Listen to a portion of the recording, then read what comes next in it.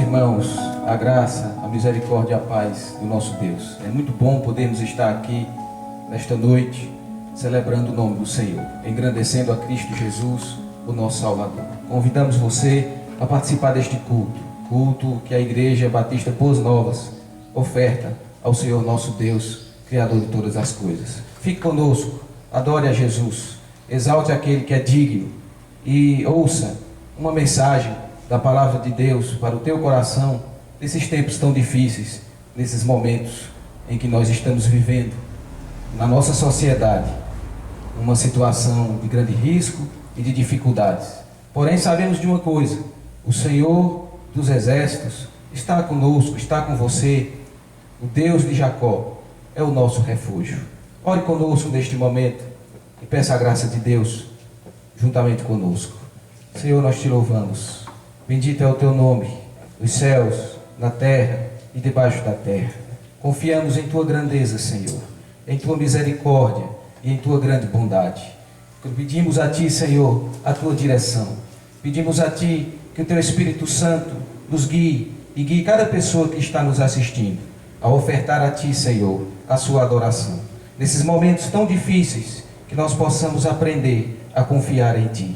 Receba toda a nossa gratidão pelas tuas misericórdias. E receba, Senhor, também a nossa fé, pois confiamos em tua soberania, em tua grandeza e em tua bondade, mesmo em meio às circunstâncias mais difíceis em que passamos e em que a humanidade passa. Mas o Senhor é Deus bondoso e nós queremos dar a ti o nosso louvor e a nossa adoração.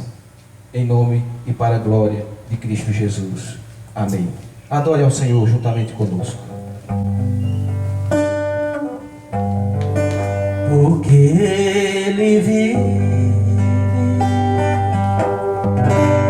posso crer no amanhã.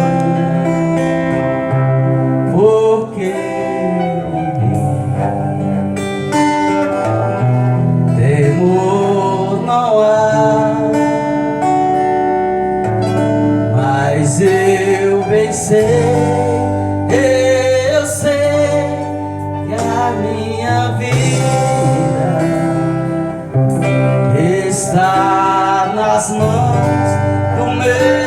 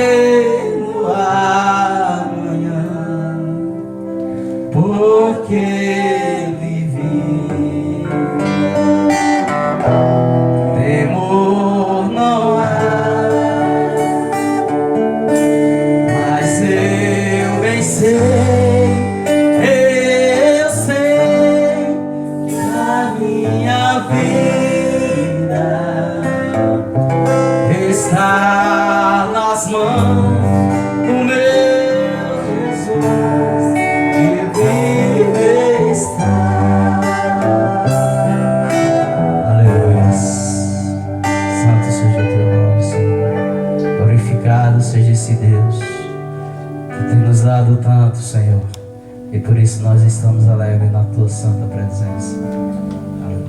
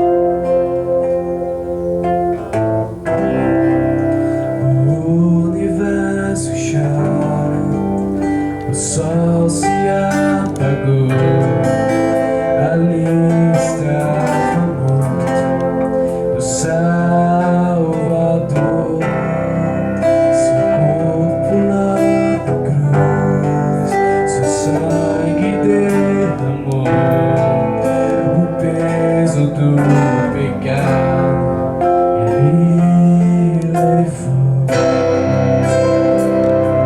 levou, levou.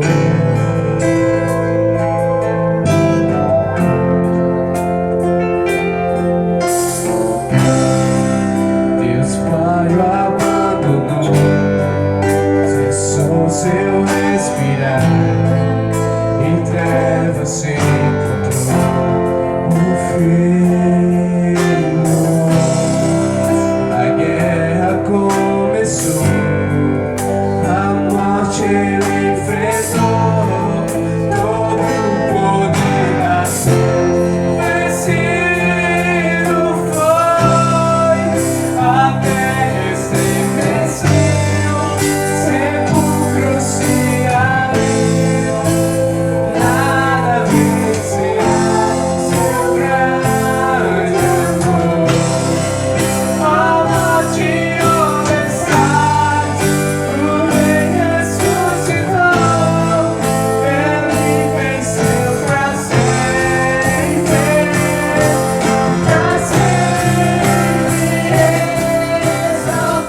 exaltado é, pra sempre adorado.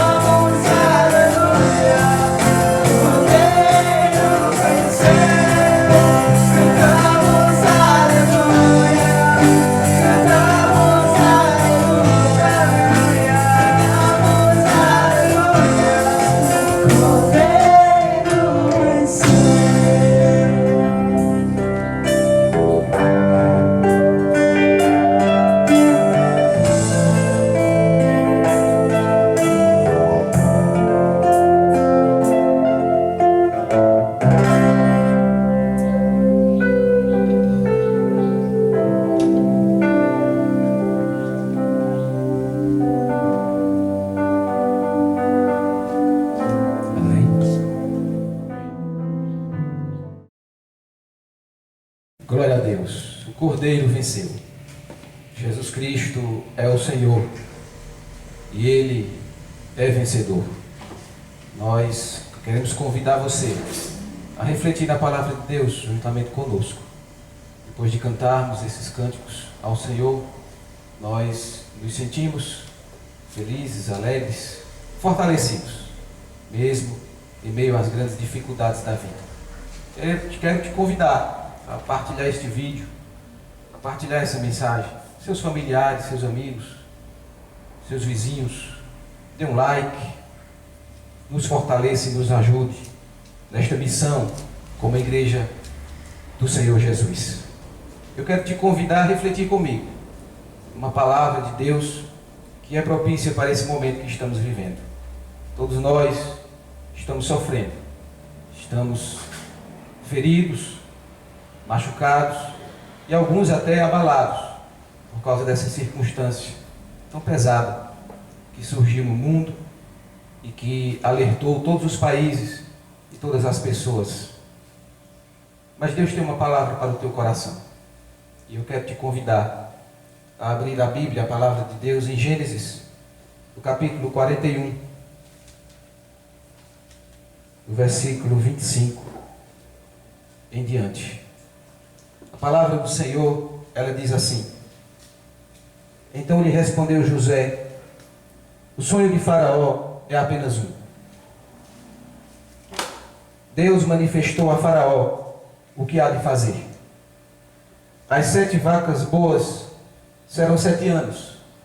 As 7 espigas boas também 7 anos. O sonho é um só.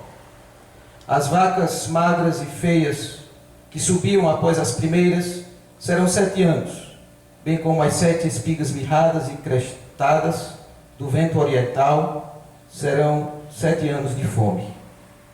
Esta é a palavra, como acabo de dizer, a Faraó, que Deus manifestou a Faraó que ele há de fazer.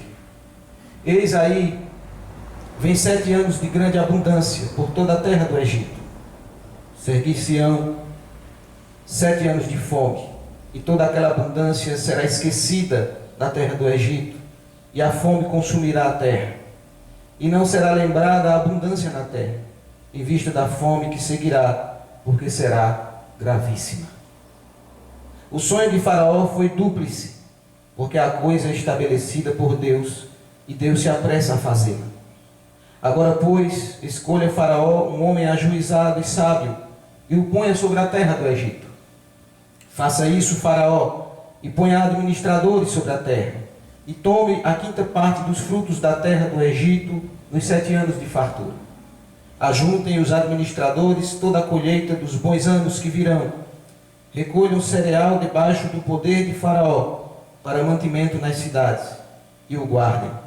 Assim, o mantimento será para abastecer a terra nos 7 anos da fome que haverá no Egito, para que a terra não pereça de fome. Também te peço para acompanhar o capítulo 45 e o versículo 7 do mesmo livro de Gênesis.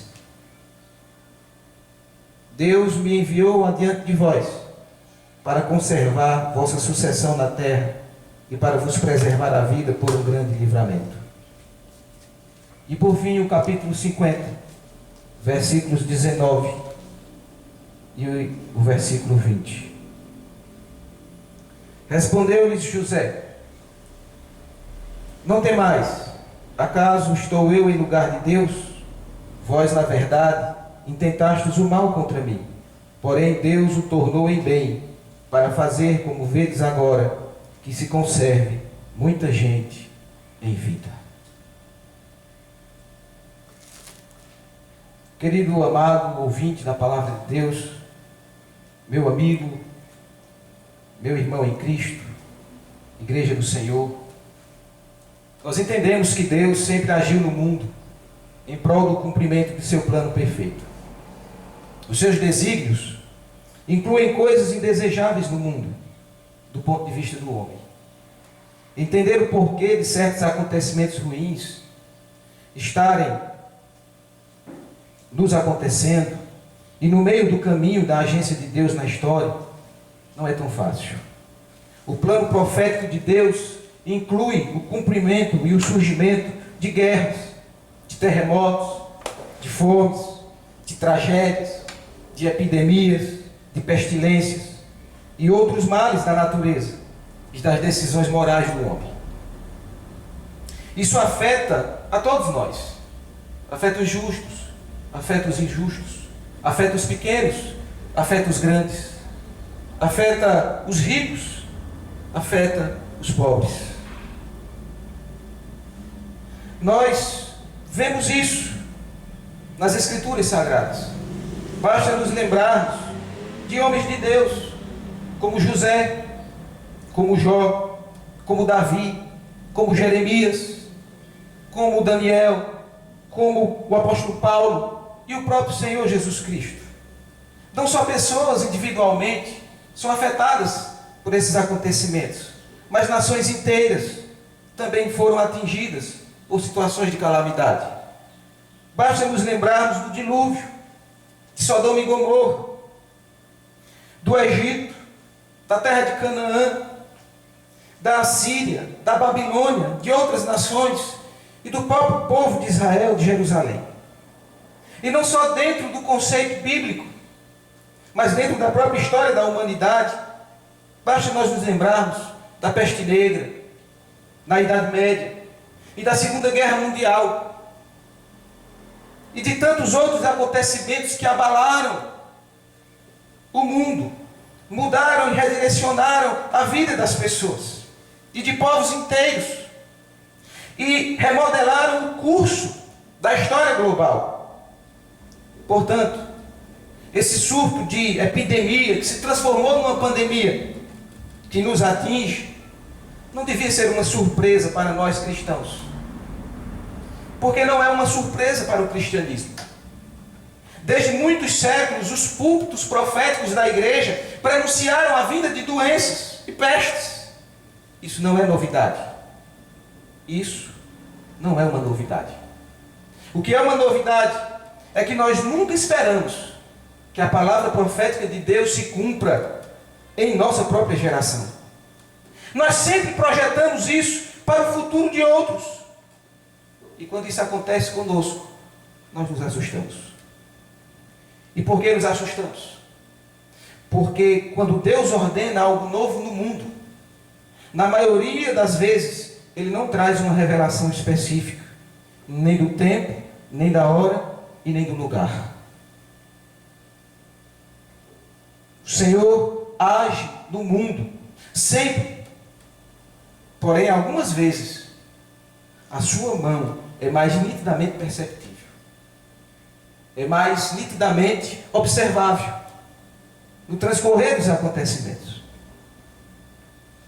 Quando Ele deseja que seja assim. E eu penso, sinceramente, que nós estamos vivendo um momento assim. Um momento em que a mão de Deus se torna mais visível, mais observável para aquele que tem sensibilidade, para aquele que crê. Quando Deus sussurra, dificilmente alguém o atende. Então ele resolve falar mais alto. C.S. Lewis captou bem essa verdade, quando ele disse que o sofrimento é o megafone de Deus para um mundo ensurdecido. Então eu te pergunto, não estaria o Senhor mexendo no microcosmo para afetar o mundo de nós homens, como que a dizer, aquietai-vos e sabei que eu sou Deus? Não estaria Ele usando coisas pequenas, tão pequenas que não podem ser vistas,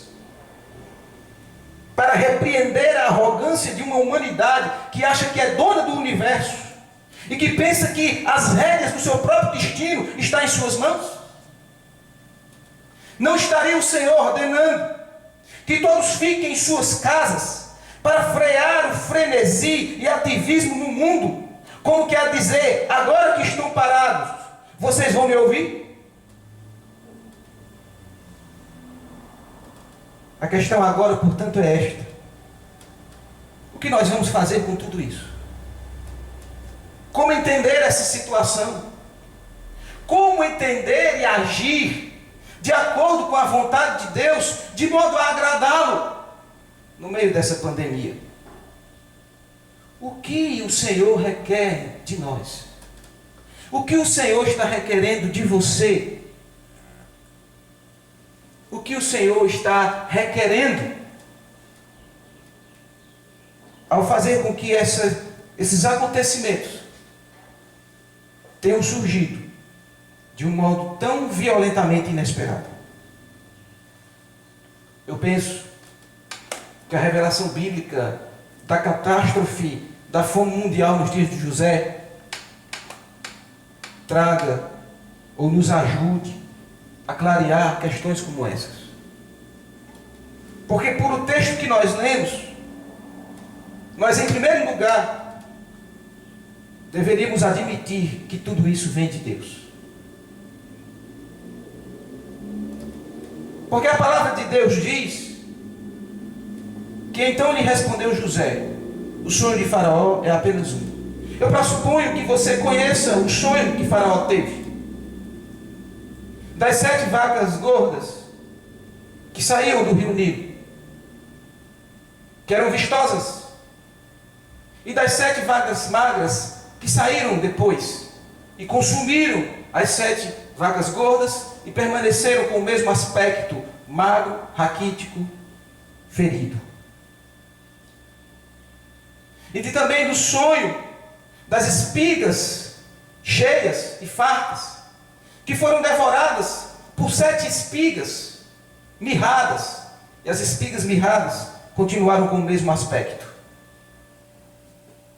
José foi chamado para interpretar este sonho, e ele diz a Faraó: o sonho de Faraó é apenas um.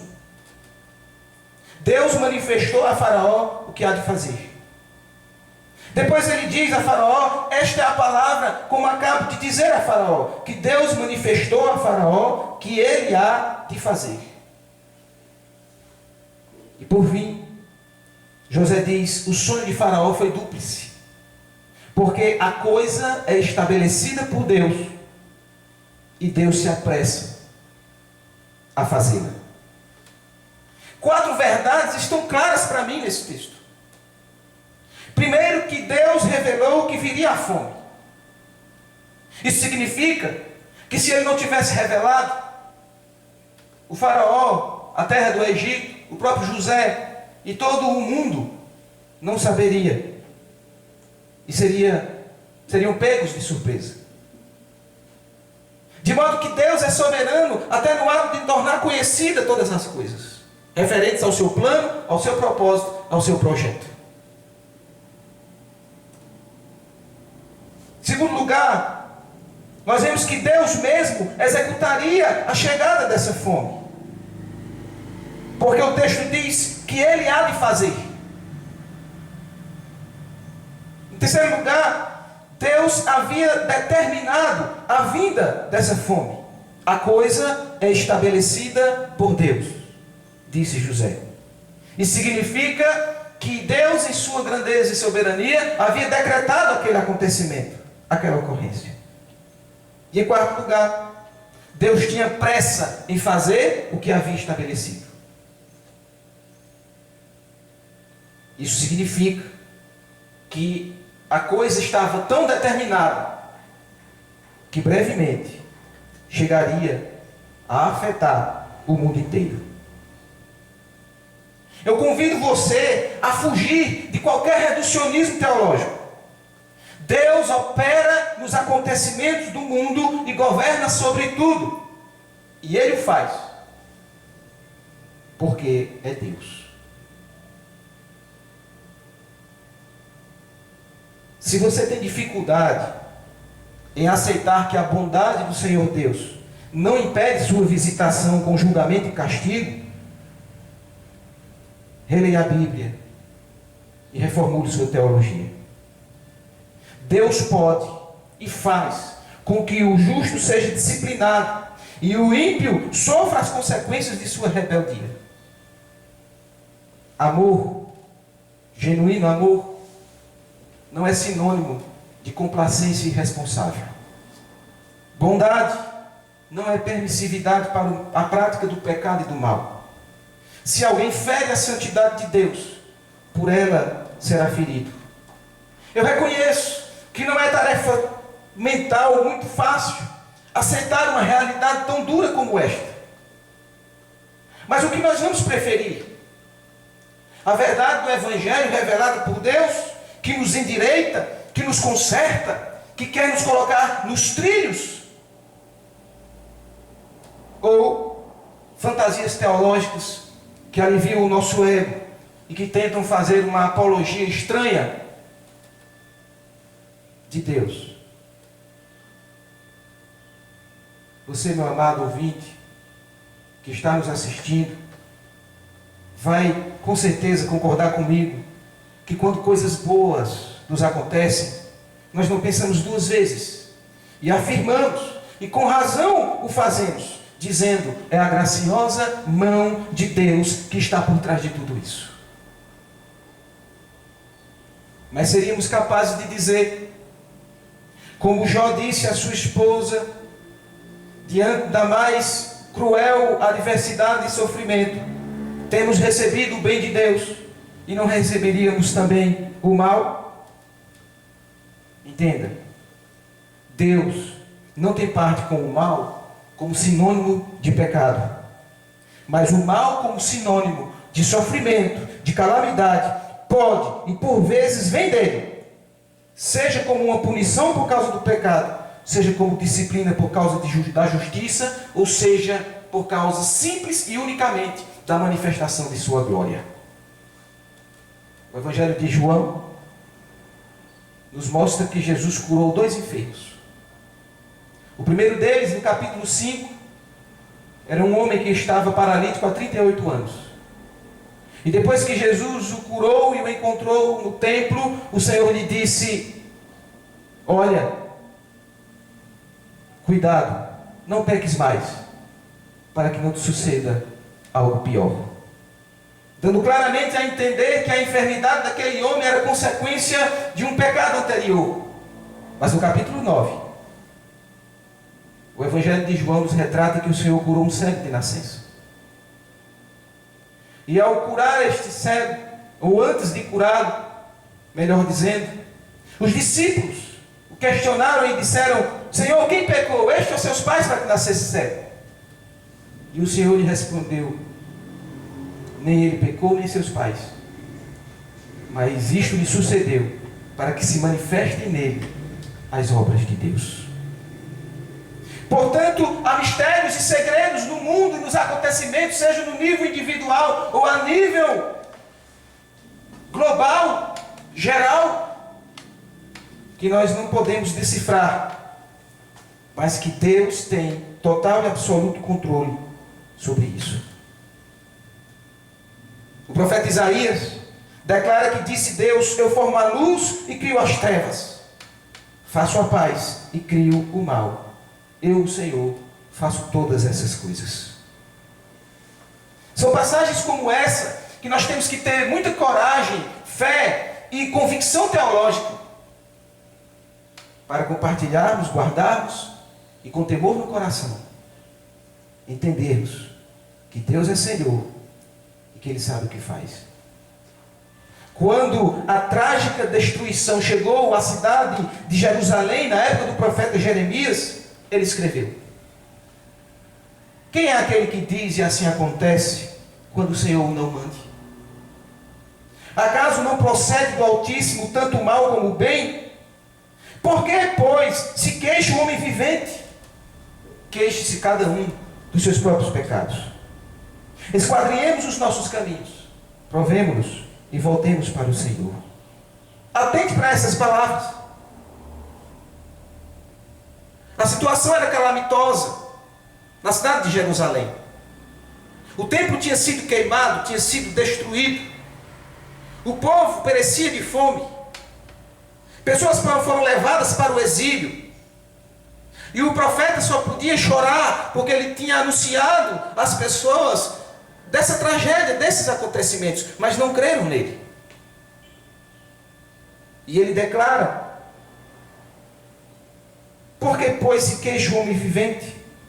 Acaso não procede do Altíssimo tanto o mal, ou seja, a punição, a tragédia, os acontecimentos ruins, como também o bem?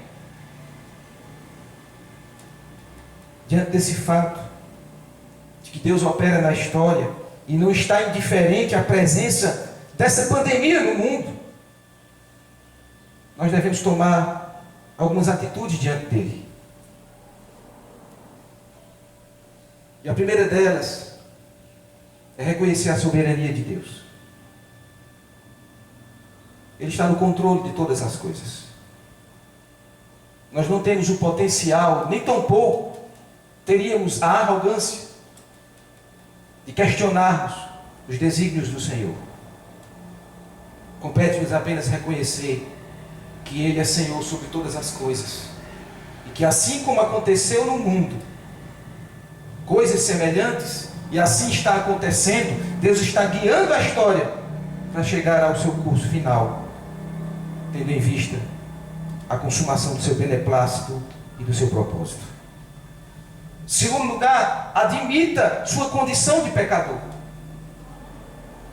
Porque se Deus visita o mundo com uma situação e com uma pandemia dessas, nós não podemos jamais nos colocar na posição de melhores do que aqueles que já foram afetados por essa enfermidade, sabendo que nós também corremos o risco de sermos por ela atingidos. Nós temos ciência de uma coisa: todos pecaram e carecem da glória de Deus.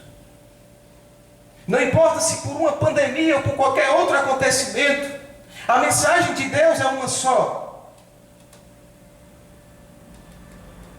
arrependei-vos e crede no Evangelho. Em terceiro lugar, clame ao Senhor por misericórdia. Clamemos a Deus por sua compaixão, para que Ele se lembre de que esta situação, que já tem ceifado milhares de vidas,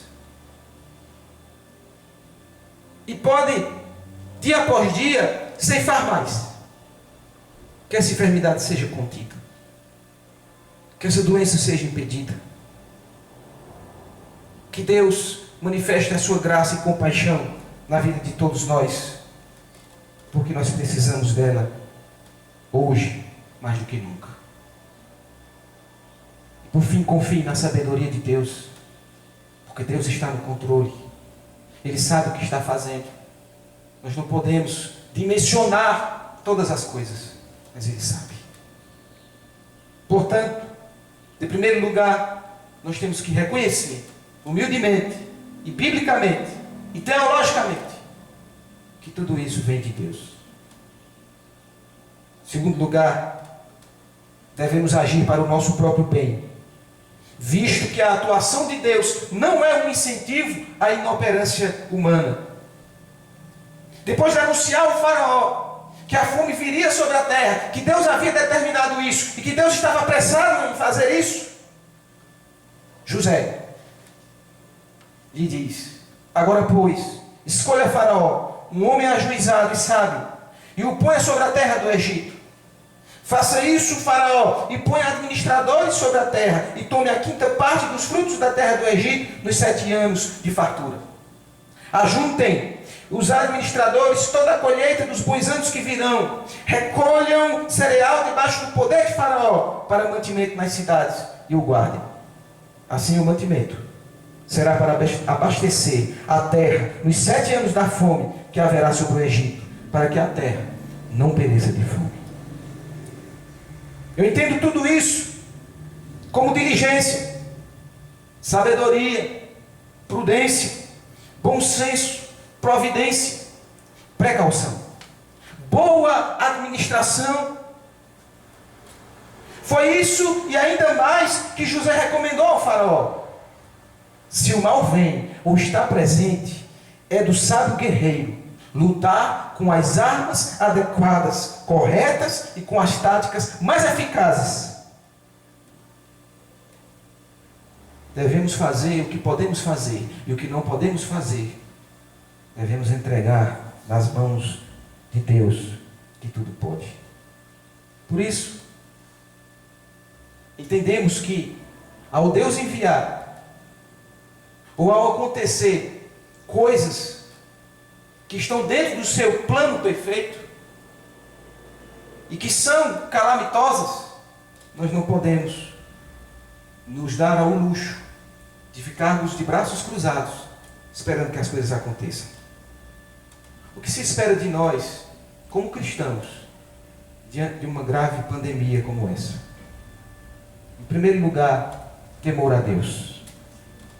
Nós não estamos muito melhores do que o mundo.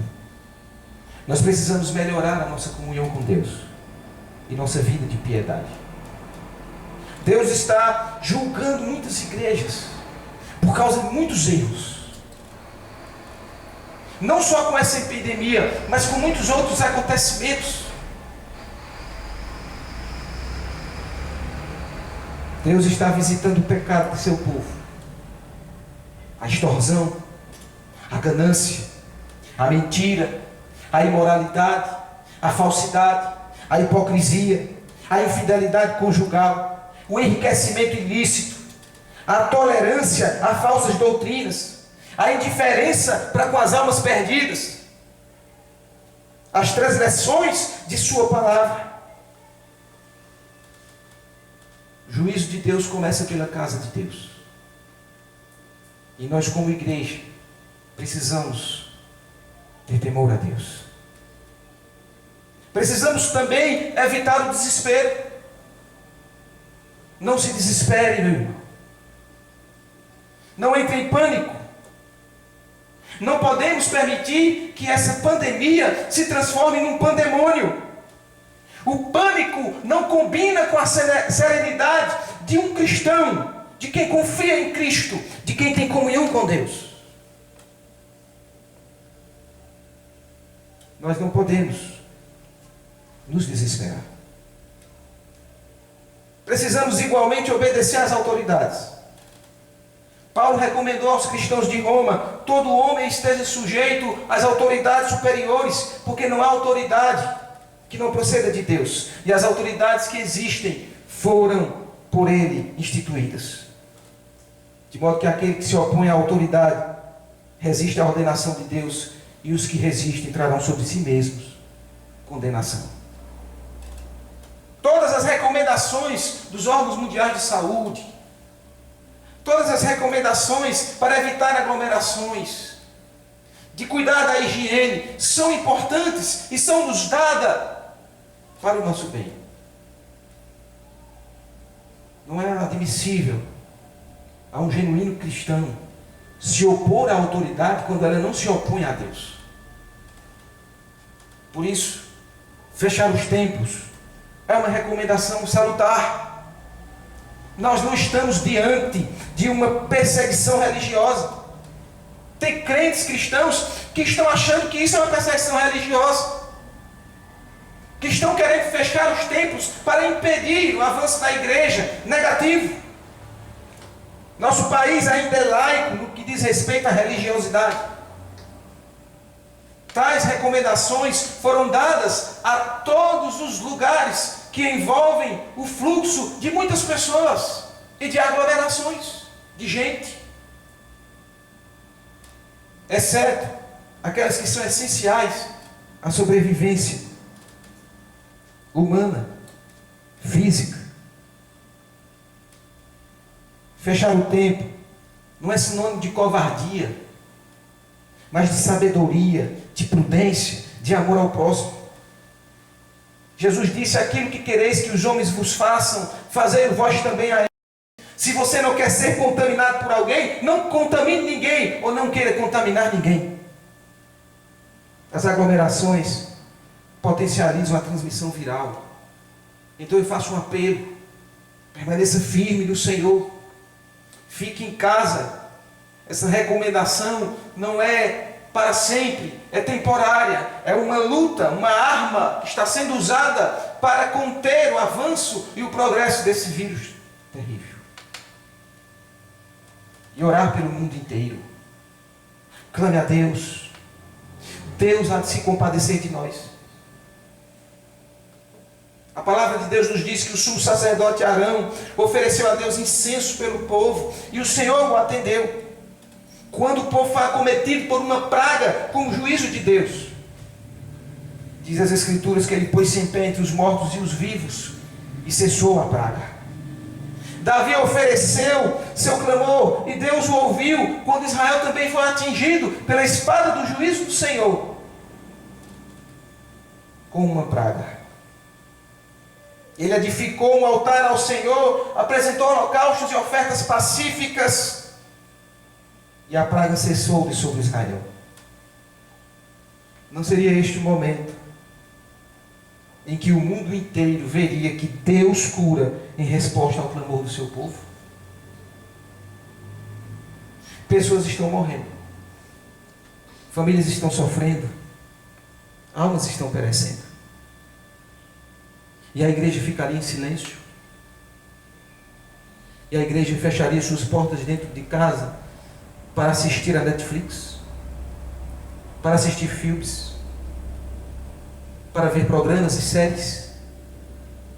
Para conversar em família sobre qualquer outro assunto que não demonstrar o poder espiritual da oração, clamando para o nosso povo, pela nossa nação e pelo mundo inteiro? O mundo está gemendo. Numa hora de tão incomensurável necessidade, ficaríamos em silêncio diante de Deus e impassíveis diante dessas circunstâncias? É tempo de clamar. Se o meu povo, que se chama pelo meu nome, se humilhar e orar, disse Deus, e se converter dos seus maus caminhos, eu ouvirei dos céus, perdoarei os seus pecados e sararei a sua terra. Se não devemos ficar de braços cruzados, mesmo sabendo que Deus está no controle da situação e que está governando o mundo inteiro diante dessa circunstância. Em terceiro lugar, nós precisamos alimentar a nossa esperança. Pois Deus age com propósito. E tudo o que Ele faz tem por fim a glória de si mesmo e o bem maior da humanidade. José disse aos seus irmãos: Deus me enviou adiante de vós para conservar a vossa sucessão na terra e para vos preservar a vida por um grande livramento. E também disse aos seus irmãos: não temais, acaso estou eu em lugar de Deus? Vós na verdade intentastes o mal contra mim, mas Deus o tornou em bem, para fazer, como vedes agora, que se conserve muita gente em vida. O que se entende por estas palavras de José é que tudo que Deus faz tem um grandioso fim em vista. Ele queria preservar a família de Israel e a partir dela formar o seu próprio povo. Ele enviou José antes da fome para através dele prover o livramento. Ora, foi através deste povo que veio o Cristo, Jesus nosso Senhor, para nos prover grande salvação e livramento espiritual para o mundo inteiro. Essa é a primeira lição. A segunda lição é esta: estamos nós no lugar de Deus? Não podemos ver o descortinar de todos os acontecimentos. Nós vemos o micro, Deus vê o macro. Nunca compreenderemos o todo, apenas uma pequena porção. Mesmo o mais intelectual e o mais preparado dos teólogos não tem resposta para todas as perguntas. Nós temos, no entanto, um consolo. A fé cristã é a fé num Deus perfeito, que sabe o que faz e que provê livramento. Ele tem propósito para tudo isso.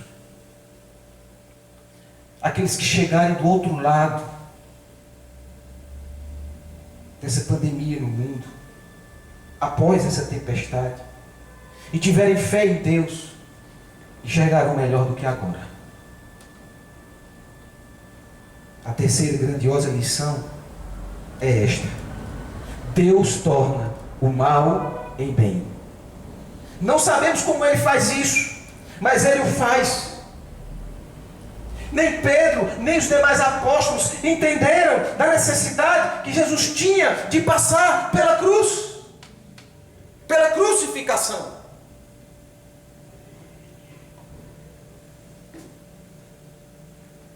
Mas ele tinha que passar por ela.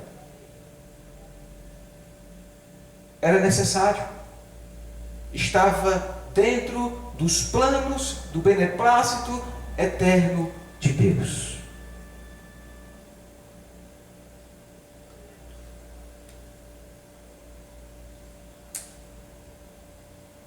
Ele sofreu essa morte para prover livramento espiritual, para nos salvar. Deixou os discípulos abatidos, fragilizados, entristecidos, angustiados. Mas Deus tornou o mal em bem,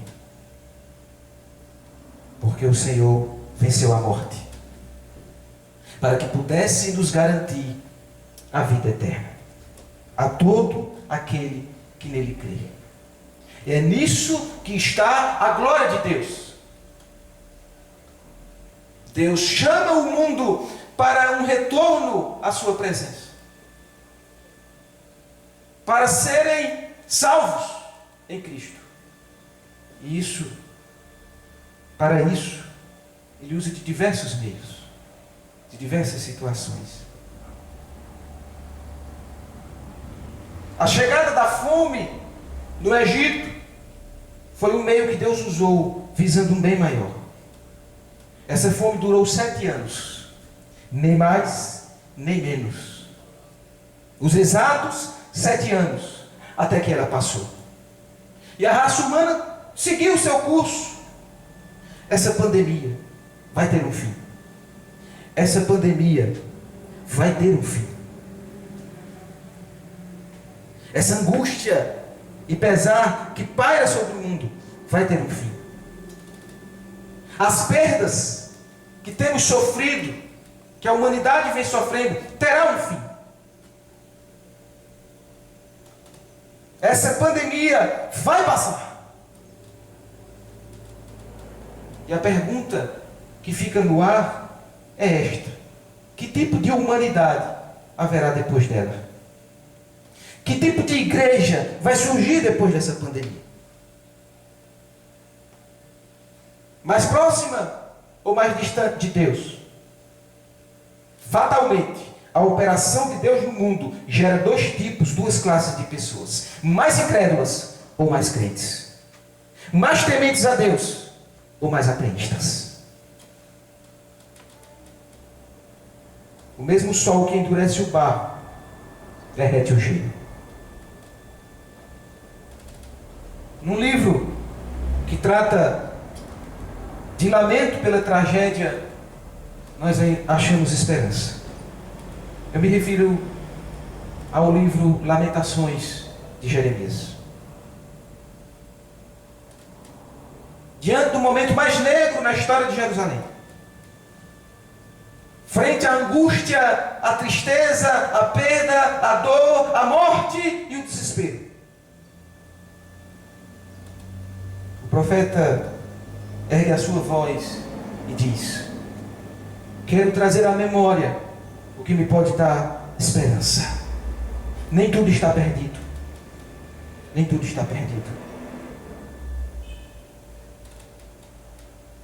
As misericórdias do Senhor são a causa de não sermos consumidos, porque as suas misericórdias não têm fim. Renovam-se a cada manhã. Grande é a tua fidelidade. A misericórdia do Senhor vai triunfar, porque a misericórdia triunfa sobre o juízo. A minha porção é o Senhor, diz a minha alma, portanto esperarei nele. O Senhor é a herança do justo nesta vida e na próxima vida. Bom é o Senhor para os que esperam por ele, para a alma que o busca. Quem busca a Deus provará de sua bondade. Bom é aguardar a salvação do Senhor, e isso em silêncio. Bom é para o homem suportar o jugo na sua mocidade. Assente-se solitário e fique em silêncio. Porquanto esse jugo Deus pôs sobre ele, ponha a boca no pó. Talvez ainda haja esperança. Já face ao que o fere, farte-se de afronta. Não é hora de murmurar, Não é hora de blasfemar. Não é hora de questionar a Deus, mas de se arrepender e esperar a salvação do Senhor.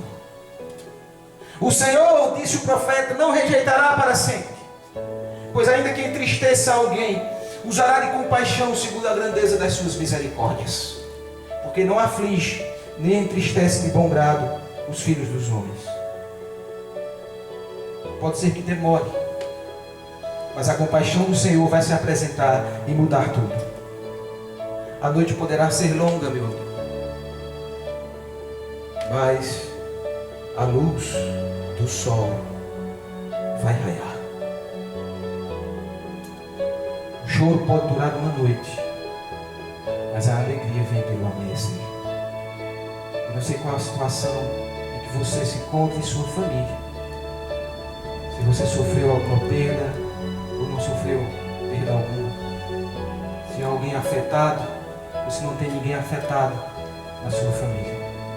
Mas eu quero te dizer que Deus está no controle, que Ele há de revelar a sua misericórdia e graça, que o único caminho é voltar-se para Ele, em fé e em esperança. Vai passar. O Senhor dos exércitos está conosco. O Deus de Jacó é o nosso refúgio. Que Deus te abençoe. Que Deus abençoe a toda a Igreja Batista Boas Novas e a todos os que nos prestigiaram ao ouvir esta palavra.